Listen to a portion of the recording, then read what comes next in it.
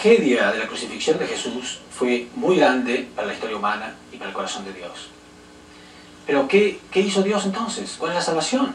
¿Qué va a hacer la humanidad entonces después de semejante tragedia? Si nosotros observamos y estudiamos la historia desde el punto de vista providencial, nos vamos a dar cuenta que hay un fenómeno muy interesante, y es que la historia se repite. Varios historiadores descubrieron que la historia se repetía muchas veces. Acontecimientos semejantes, periodos de tiempo semejantes, personajes semejantes, pero nunca han entendido por qué.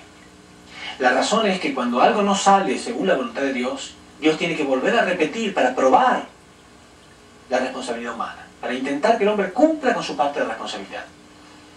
Entonces vamos a ver ahora que cuando Dios trabajó durante miles de años para enviar a Jesús, y Jesús fue crucificado, todo ese fundamento se perdió, y Dios tuvo que volver a comenzar a repetir paso a paso la historia durante 2000 años, hasta el día de hoy. Estoy diciendo algo muy importante, que desde Jesús hasta hoy, es la repetición exactamente igual, con periodos de tiempo semejantes, con personajes semejantes, con acontecimientos semejantes, que lo que ocurrió los 2000 años antes de la llegada de Jesús. Si observamos el diagrama, vemos que el pueblo elegido de Dios pasó 400 años de esclavitud en Egipto. Durante estos 400 años ellos fueron esclavizados, pero se prepararon para ser una nación verdadera. Cuando Moisés llegó, los sacó de Egipto y los llevó a la tierra prometida de Canaán, donde ellos pasaron 400 años más, que fue el periodo de los jueces. Ahí ellos se organizaron y eran dirigidos por los jueces, hasta que al final de estos 400 años, por orden de Dios, se coronó al primer rey de Israel, que fue Saúl.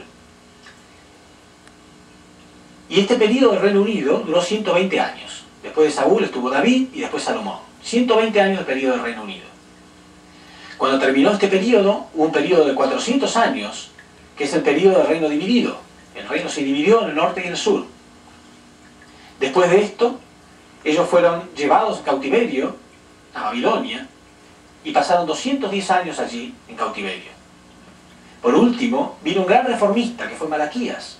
Malaquías produjo una gran reforma y convenció al pueblo de Israel de volver a sus tierras, de volver a Canaán, de reconstituirse como una nación, porque ellos eran los elegidos para recibir al Mesías. Fue Malaquías el que le devolvió la conciencia, la identidad de ser los elegidos de Dios. Y 400 años después de Malaquías, llega este hombre, Jesús, el Salvador de la humanidad, que lamentablemente, como dijimos antes, los israelitas, el pueblo elegido, no lo entendieron, lo crucificaron, y todo eso que acabo de mencionar, todo ese periodo histórico de 2000 años se perdió.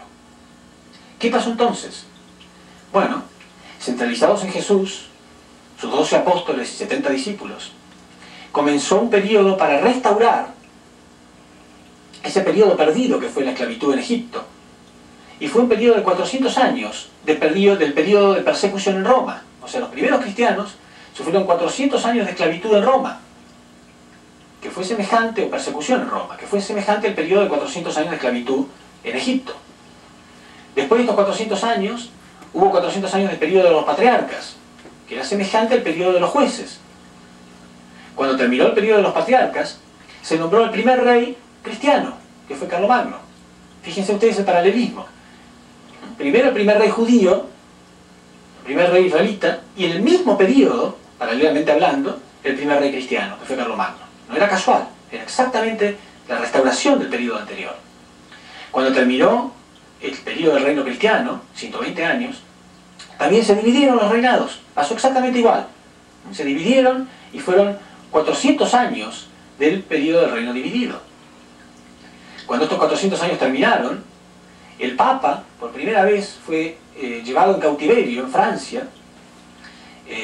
Los reyes franceses impidieron que el Papa pudiera tomar dominio social, político, económico, etc. Solamente poder sobre la Iglesia y nada más. Por eso se lo llamó periodo de cautiverio papal, que fue semejante al periodo de cautiverio que tuvieron los judíos.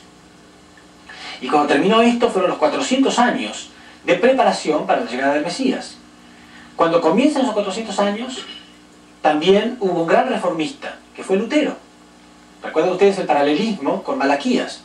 Malaquías comenzó el último periodo de 400 años para la preparación de la llegada del Mesías. Un periodo de 400 años donde él le devolvió al pueblo la identidad de que ellos eran los elegidos de Dios, de que no tenían que estar en cautiverio, que no tenían que estar haciendo otras cosas. Solamente debían prepararse para la llegada del Mesías. Bueno, en este mismo tiempo, paralelamente hablando, en lugar de Malaquías está Lutero. Y Lutero le pretende devolver a los cristianos la identidad de ser los elegidos de Dios, que no tienen que estar haciendo otras cosas, solamente deben estar enfocados en recibir a Cristo, de que estamos en los tiempos donde Cristo podía llegar. 400 años después de Malaquías, dijimos, llega Jesús. Bueno, ya pasaron más de 400 años después de Lutero. Y todos los cristianos están esperando la llegada de Cristo. Y muchos grupos cristianos anuncian que realmente estamos ahora en los tiempos de la llegada de Cristo.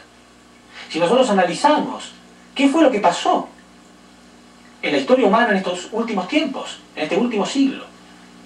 Durante miles de años la ciencia y la tecnología creció muy levemente. Pero en el último siglo el crecimiento de la ciencia y la tecnología fue tan vertiginoso. ¿Por qué ocurrió este milagro? El hombre llegó a la luna, se crearon naves espaciales, computadoras, comunicaciones vía satélites. ¿Por qué un crecimiento tan grande? Porque Dios está preparando el tiempo para que el reino de los cielos pueda estar establecido, tanto espiritualmente como externamente o materialmente hablando. Y, como dije, millones de personas en el mundo saben que estamos en los tiempos de la llegada de Cristo de nuevo. Entonces, esta repetición de la historia, como ustedes la acaban de ver, no es casual. Que cada periodo se repitió exactamente igual, con personajes semejantes, con situaciones semejantes, no es casual. Por supuesto, estamos dando una reseña muy breve de todo esto. Pero en algún momento, cuando las personas son capaces de escuchar una conferencia un poco más prolongada, pueden ver que los detalles son realmente sorprendentes y que no es casual que la historia se haya repetido. Quiere decir entonces que estamos viviendo los tiempos más significativos de toda la historia humana, porque estamos en los tiempos de la segunda llegada de Cristo. Pero ¿qué pregunta razonable puede hacerse cualquier persona hoy en día? Si realmente estamos en los tiempos de la llegada de Cristo, ¿cuál es la pregunta más razonable? ¿Qué es lo que ustedes quieren saber con respecto a esto? Ustedes querrán saber cómo va a venir Cristo, cuándo va a venir y dónde va a venir.